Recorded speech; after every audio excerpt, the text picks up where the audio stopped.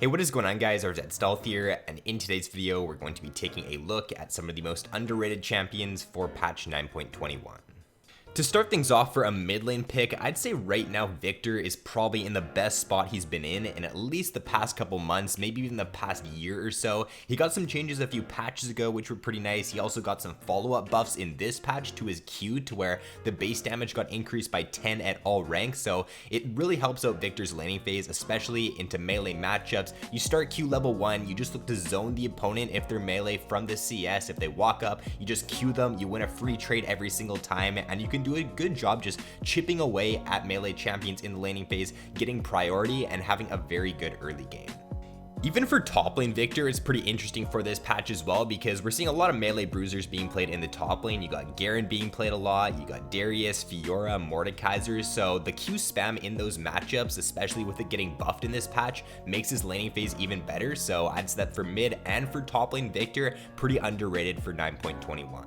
And then for one more mid lane pick that did get some buffs back in 9.20 as well was Lissandra, and I feel like a lot of people are just sleeping on this pick right now, kind of disregarding the buff she got back in 9.20. Base armor got increased by 2, so not the biggest change in the world by any means, but it still helps her out a little bit up against those AD assassin matchups. Passive AP ratio and W AP ratio both got increased by 0.2%, so that does mean that in the mid to late game fights, her damage output does get quite a lot stronger. So with the buff she got a couple patches ago, and then also with how the meta is shaping out in the mid lane right now, you have Zed, Yasuo, and Fizz being 3 of the most picked mid laners. Lissandra just does a great job at neutralizing those champions in the early game. You're never really going to die to them in the laning phase, especially once you hit level 6 there. You're going to take the aftershock, so if they try to jump on you, you just get the bonus armor and magic resist. Your ultimate at level 6 pretty much makes it so they cannot ever kill you, and as long as you don't die to these champions in the early game, you don't allow those assassins to snowball, then you're just going to be much more useful than them come those mid to late game fights.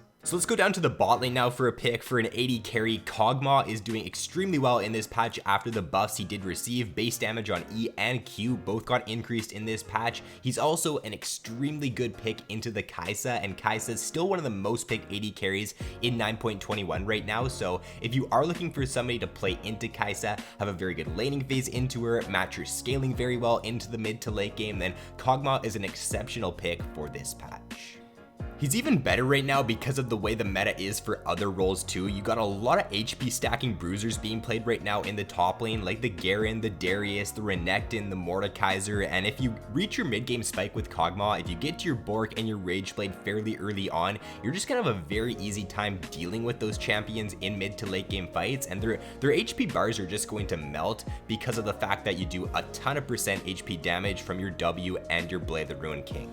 Now for another bot lane pick here, this one for support though is going to be the Maokai support pick. So this is a champion we've seen pop up a little bit here and there, never really solidified himself a spot in the meta ever though, but with the changes he got in this patch, I do think he's very underrated for the support role. He got a damage increase there on his W, the base damage got increased, his ultimate stun duration or root duration I should say got increased as well. So those changes are really nice for the Maokai support, a little bit more so than for the top lane Maokai. The W damage increase there just makes his all-in better in the laning phase. It makes it so that if he gets an early gank from his jungler, your ability to burst that champion out really quickly gets better in this patch. His gank assist is also better in this patch because of the ultimate changes there. So I think the Maokai support, especially into things like the Leona, the Thresh, the Nautilus, into these melee support champions, you can do great into them, because if the Leona tries to jump onto your AD carry, you just root her, you knock her back with your Q. If you can time your Q correctly, I'm pretty sure you can actually just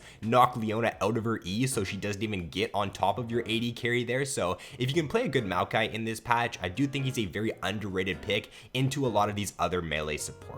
For the setup on the Maokai support, you could either go for full tank or you can go for AP. It's kind of personal preference in my opinion. I think both are very good, both are very viable. If your team needs that tank, or if you fall behind in the early game a little bit, then I would just go for the full tank Maokai. But if you're feeling spicy, if you want to go for full AP Maokai, you can go for that as well. You can max the E out first there on it, and it just makes it so you have very good zone control, you have very good control of like objectives in the mid to late game. You max your E's gonna deal a ton of damage if the enemy walks into bushes there. So both are very good for Maokai support, and I think it honestly does come down to what you do prefer yourself. Now, a great counter to those melee bruisers in the top lane at the moment is the Vayne top pick with the Kleptomancy. So this is something that is a lot more popular over in Korea than in the Western regions, but it's something that can do very well into just the meta right now that's being played. You got your Garen being played a lot ever since his changes. You got Fiora being played a lot more over the past few patches, your Darius, the list just goes on and on. So if you can play a good Vayne and you can just space well in the laning phase, you can just use your Q at the correct times, use your Condemn to stop the enemy from jumping onto you if they try to, then you can just do a very good job at bullying those melee top laners out in the laning phase, get a lot of gold from your Kleptomancy there, and just accelerate yourself into a very early mid game spike. Now, a jungle pick that has been getting better over the past few patches is the Olaf jungle pick. The way the meta is shaping out right now in the jungle is that there's not as many super good early game junglers being played, or junglers that have great dueling potential in the early game. We've seen a rise of the Echo jungle recently. The Kayn jungle just got buffed in last patch. There's also Zac being played more, the Mundo, just some more tank junglers being played. So Olaf is great into those champions because he's got very strong dueling potential in the early game. So if you can be proactive with your early game on Olaf, and you can just look to be invading the enemy jungler, looking to be dueling against them, look to skirmish against those weaker early game junglers, then you can take over games with this champion on this patch.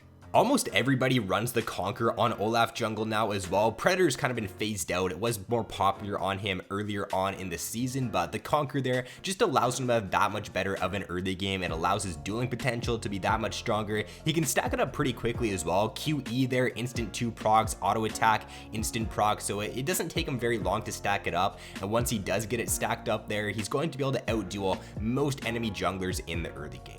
So overall, I would say the pick works a little bit better for the higher elos than the lower elos in this patch, just because you need to be proactive in the early game in order to play him to his fullest potential. If you're just farming your jungle, if you don't know when to invade, you don't know when to contest crabs and when to look for those duels, then there's just much easier junglers that you can play, and junglers that are going to scale much better into the mid to late game.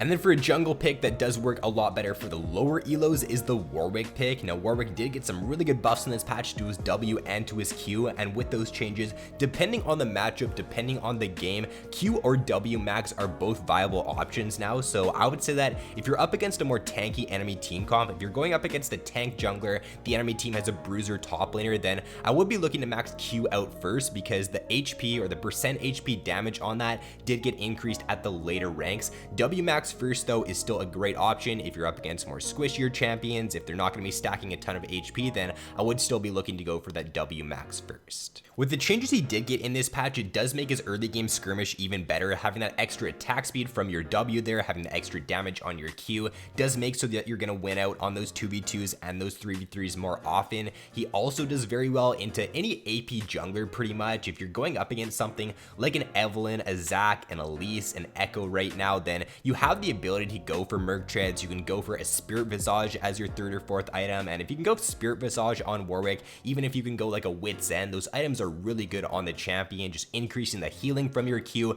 making you even more impossible to kill in those mid to late game fights. Now, a really good counter to the Kayle top, who is the best performing top laner right now in patch 9.21, is the Tryndamere pick. So Tryndamere can do very well into Kayle, because Kayle more so struggles against champions who deal sustained damage, and especially against Tryndamere, because you have the Tryndamere ultimate there. So if you get onto Kayle, she's not going to really be able to do anything against you, even if Kayle uses her ultimate, because the Tryndamere ultimate is going to last longer than the Kayle ultimate. Tryndamere is just going to be smacking away at the Kayle, dealing that consistent damage there. So Kayle can usually do much better against champions who have some sort of burst damage that she can block with her ultimate, which makes them useless after they do use those abilities. But with the Tryndamere and with his sustained damage, you're not really blocking anything by ulting Tryndamere's damage. He's still going to continue to smack away at you and deal a ton of damage even when your ultimate does expire. You can look to play pretty aggressive in the early game in this matchup as well with the Tryndamere. You can run the Ignite on him there, you can stack up your Fury, and then once you do get that stacked up, you can just look to go for an all-in. And the Kayle being a melee champion for the first couple levels there, her early game is a little bit weaker. That is her weaker point in the game for sure, so you can look to abuse that on the Tryndamere pick. And then lastly, to round it out here, another good top lane counter pick to a lot of the meta top laners is the Malphite pick. So Malphite's always done very well into any champion that's more so auto attack reliant. You got your E with Malphite there, which is going to reduce the enemy's attack speed when you do smack them with it. So with Fiora being played a lot more over the past few patches, that's a pretty good matchup for the Malphite. You can do a great job at just neutralizing the Fiora, reducing her effectiveness in the split push there. He's also a pretty good pick into the Jax, into the Tryndamere as well. Basically any champion that does rely on their auto attacks in order for them to deal a lot of damage in their trades. Not only does Malphite do a great job at not allowing those split push champions to really succeed at all in the side lane, he also is a much better teamfight champion than a lot of them. So if you can just not die in the early game with Malphite, if you're even or if you're ahead against those split push champions, and you can just sit in the side lane there, not allowing them to do anything, and you got your teleport, then you can just be looking for teleport plays. Your teleport flanks are much better with Malphite than pretty much any champion in the game. So if you're doing that, if you're just not allowing a split push champion to get any tower damage off, then they're going to be pretty useless for most of the game. And if you could just use your TP well, or if you can group with your team at the right moment, then you're just going to be much more useful than them throughout the mid to late game. So that is going to be all for this video, guys. Those are some of the most underrated picks for the current meta in patch 9.21. If you guys did enjoy this video, then be sure to drop a like and subscribe if you have yet to already. So thanks for watching, guys. Have an awesome day, and I'll see you in my next video.